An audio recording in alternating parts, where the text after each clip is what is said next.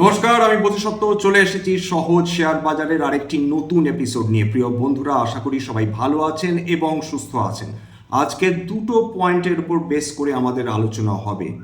একটি, আমাদের মাননীয় প্রধানমন্ত্রী সম্প্রতিকালে যে 5টা দেশে তিনি গিয়েছিলেন, সেখানে বিশেষ করে নরওয়েতে অসাধ্য সাধন করে এসেছেন। কি করেছেন যার ফলে ভারতের অর্থনীতিতে তুমুল অগ্রগতি আমরা দেখতে পারি, এটা 1 নম্বর পয়েন্ট। 2 নম্বর, ফরেন ইনস্টিটিউশনাল ইনভেস্টার্স তারা কি ভারতবর্ষে দ্রুত ফিরে আসতে চলেছে।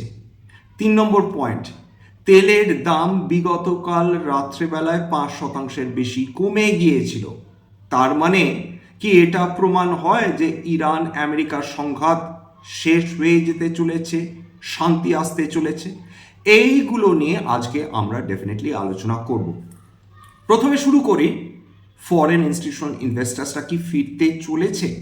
তার কারণ যেভাবে জানুয়ারি, ফেব্রুয়ারি, মার্চ এবং এপ্রিল মাসে তুমুল আমরা সেলিং দেখেছি ফরেন ইনস্টিটিউশনাল ইনভেস্টার্সদের দ্বারা, সেই জায়গাটায় দাঁড়িয়ে মে মাসে এখনো অবধি মাত্র 25,896 কোটি টাকার শেয়ার ফরেন ইনস্টিটিউশনাল ইনভেস্টার্সরা বিক্রি করেছেন। কিন্তু এপ্রিল মাসে দেখুন 70,000 কোটি টাকা, মার্চে 1,22,000 কোটি টাকা, ফেব্রুয়ারি মাসে কিছুটা কম ছিল, আবার জানুয়ারি মাসে প্রায় 41,435 কোটি টাকার শেয়ার বিক্রি করে দিয়ে তারা চলে গিয়েছিলেন। এর থেকে একটা জিনিস বোঝা যাচ্ছে, ধীরে ধীরে ধীরে ধীরে ফরেন ইনস্টিটিউশনাল ইনভেস্টার্সরা তাদের বিক্রি বাটা কমানো শুরু করে দিয়েছেন। তার বেশ কয়েকটা কারণ দাঁড়াতে পারে। এক, তারা বুঝে গিয়েছেন যে তেলের দাম প্রত্যেক বছর প্রত্যেক মাস এরকম ঊর্ধ্বমুখী থাকবে না। 2, মার্কেট অর্থাৎ ভারতীয় বাজারে যে তুমুল কারেকশন এসেছে, বেঞ্চমার্ক ইন্ডাইসিসের কথা বলছি না, ব্রডার মার্কেটের কথা বলছি, যেখানে mid cap quality small cap কোম্পানিজগুলো রয়েছে, সেখানে কিন্তু সহজে 30-40% কারেকশন চলে এসেছে।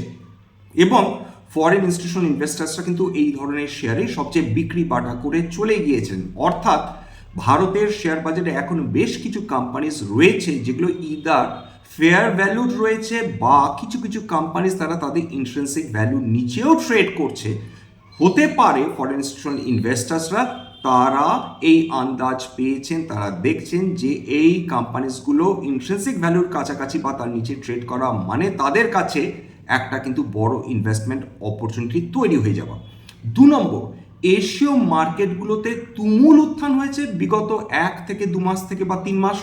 তাইওয়ানে 40%-এর ওপর, কসপি 100%-এর বেশি, এছাড়া নিকেই 225 রয়েছে। অর্থাৎ বড় বড় এশীয় মার্কেট যেখানে আর্টিফিশিয়াল ইন্টেলিজেন্স নিয়ে তুমুল হইহট্টগোল হয়েছে, এবং ফরেন ইনস্টিটিউশনাল ইনভেস্টার্সরা তাদের ভারতবর্ষ থেকে টাকা তুলে নিয়ে গিয়ে বা অন্যান্য এমার্জিং মার্কেটস থেকে টাকা তুলে নিয়ে এই মার্কেটসগুলোতে বিনিয়োগ করেছে।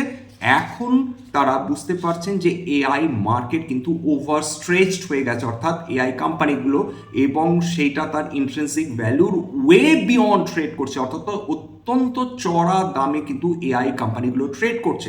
সেটা আমেরিকার ক্ষেত্রে যেভাবে সত্যি, জাপান, কোরিয়া, তাইওয়ান সবগুলোর ক্ষেত্রে কিন্তু একই কথা সত্যি। তুলনামূলকভাবে ভারতবর্ষের এই পতন কাম্য ছিল, সংশোধন কাম্য ছিল, এটা একটা হেলদি কারেকশন হয়েছে, এবং এর ফলে কোম্পানিজগুলো যে এখন ফেয়ার ভ্যালুডে হয়ে ট্রেড করছে, সেটা ডেফিনেটলি কেবলমাত্র ভারতীয় বিনিয়োগকারীদের জন্যেই ভালো, কেবল তা নয়, ফরেন ইনস্টিটিউশনাল ইনভেস্টার্সদের কাছেও ধীরে ধীরে ধীরে ধীরে ভারতীয় শেয়ার বাজারে অ্যাট্রাক্টিভ হয়ে যাচ্ছে।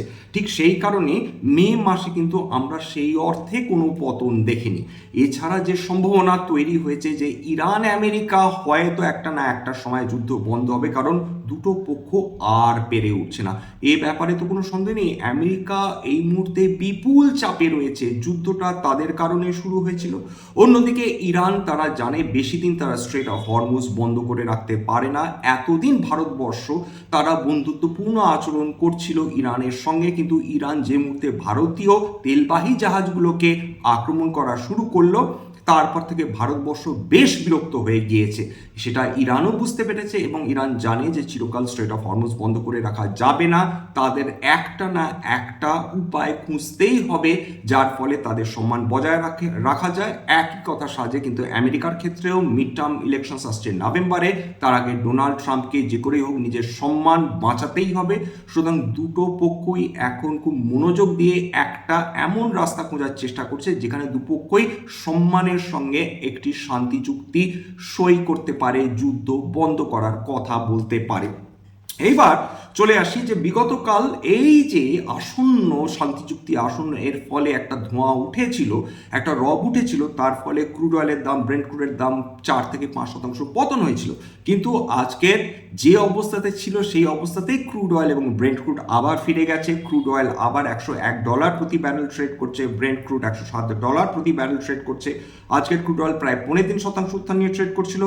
লাস্ট ডেটা পাওয়া অব্দি ব্রেন্ট ক্রুড 2.19% উত্থান নিয়ে ট্রেড করছিল।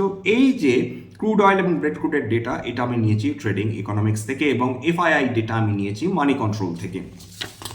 এইবার আইটিসির একটা সংক্ষেপ খবর বলে দিয়ে, আইটিসির রেজাল্ট মনোমত হয়নি, কোম্পানির নিজেরই মনোমত হয়নি। তারা অলরেডি বলে দিয়েছে যে মধ্যপ্রাচ্যে যে সংঘাত চলছে, যে টেনশন চলছে, উপরন্তু যে সিন ট্যাক্স তাদের সিগারেট বিজনেসের উপর বসানো হয়েছে তার ফলে তাদের রেভিনিউ ক্ষতিগ্রস্ত হয়েছে। যদিও তাদের পক্ষে একটা পজিটিভ ব্যাপার যে তাদের অপারেটিং প্রফিট মার্জিন 35% থেকে বৃদ্ধি পেয়ে দাঁড়িয়েছে 39%। এটা একটা ডেফিনেটলি পজিটিভ ব্যাপার। এবং দয়া করে মার্চ 2025-এর সঙ্গে মার্চ 2026-এর তুলনা করতে যাবেন না একটি মাত্র কারণে, কারণ মার্চ 2025-এ প্রি মাইনরিটি প্রফিট দাঁড়িয়েছিল 19,808 কোটি টাকা, তার মধ্যে আদার ইনকাম ছিল 15,391 কোটি টাকা, যেটা আইটিসি হোটেলের অংশীদারিত্ব বিক্রি করার ফলে আইটিসির কিন্তু ভাড়ারে এসেছিল, সেইটা এইবার অ্যাবসেন্ট। সুতরাং চমকিতও হবে না, আতঙ্কিত হওয়ারও কোনো প্রয়োজন নেই। এইবার মার্চ 2026-এ তাদের প্রফিট আফটার ট্যাক্স দাঁড়িয়েছে 5,470 কোটি টাকা, এটা কিন্তু প্রি মাইনরিটি প্রফিট। এইবার চলে আসি ভারতবর্ষের ক্ষেত্রে মাননীয় প্রধানমন্ত্রী এক্স্যাক্টলি কি করেছেন যার ফলে গোটা বিশ্ব চমকিত হয়ে গেছে। দেখুন, ভারতবর্ষের সঙ্গে আমাদের মাননীয় প্রধানমন্ত্রী, যিনি 75 বছরের তরুণ, সেই মানুষটি আমাদের জন্যে 5টা দেশে তিনি গেলেন। কেন গেলেন? যাতে ভারতের অর্থনীতি খুব ভালো জায়গায় পৌঁছে যায়।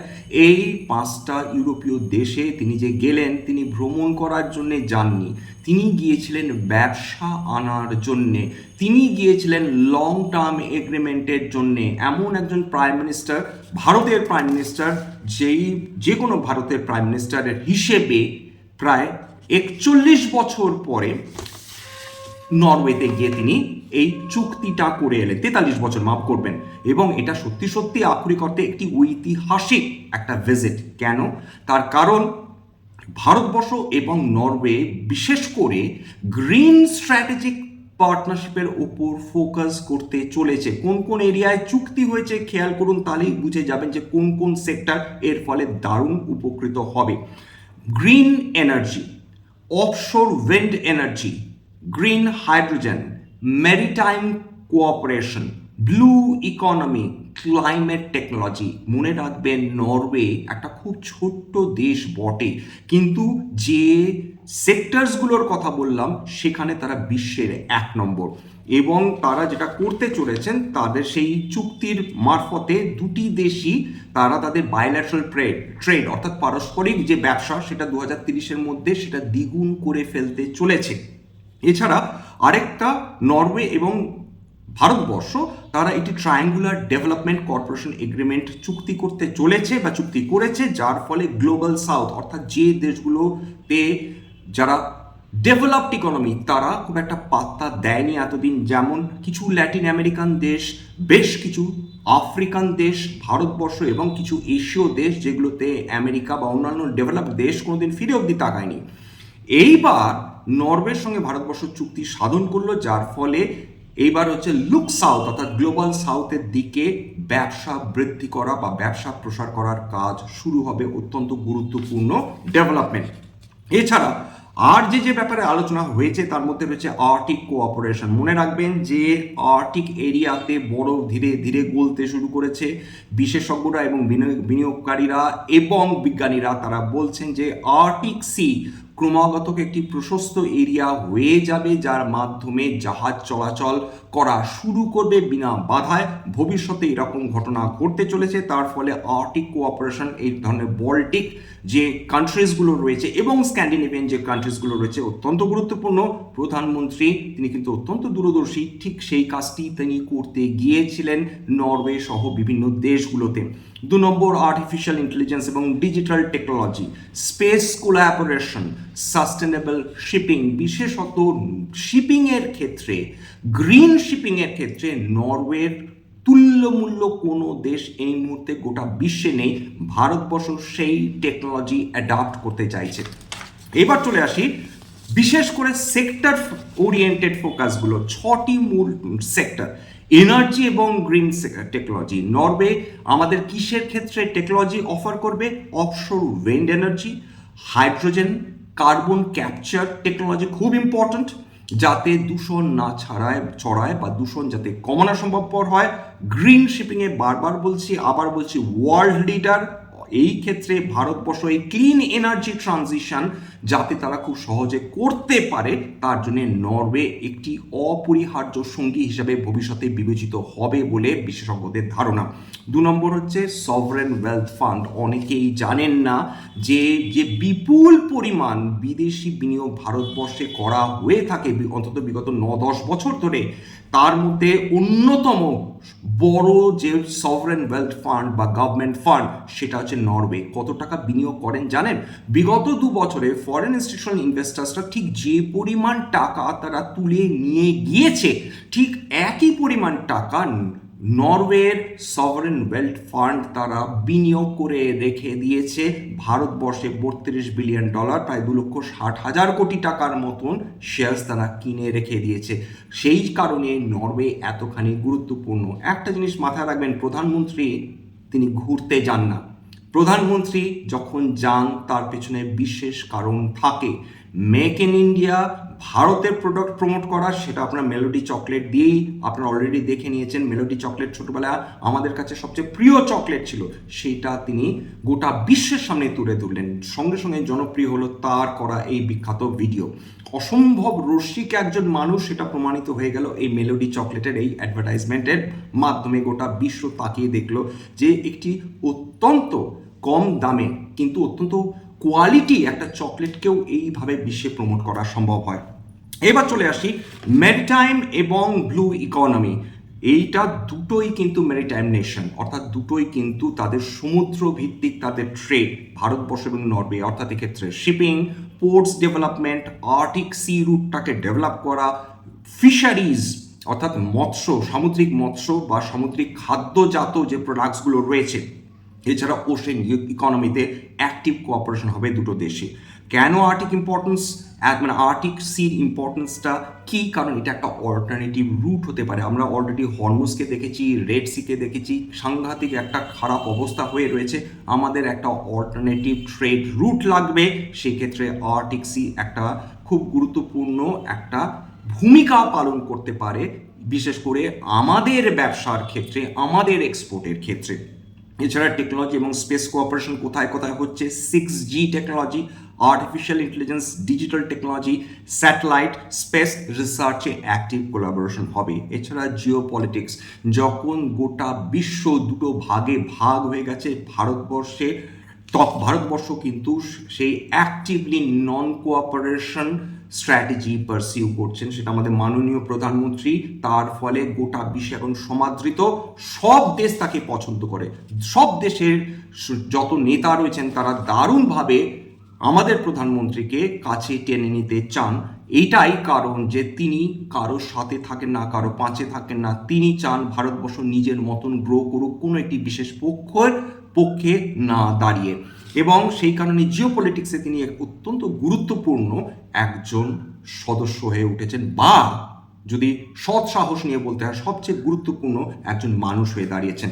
জিও পলিটিক্সের ক্ষেত্রে ইউরোপের সঙ্গে ভারতবর্ষের যে স্ট্র্যাটেজিক পার্টনারশিপ, রাশিয়া ব্যতিরেকে আমেরিকা ব্যতিরেকে, এবং সেইটা আমাদের মাননীয় প্রধানমন্ত্রী তিনি আরও বেশি করে এনকারেজ করার চেষ্টা করছেন। যাই হোক, এখানে শেষ করছি।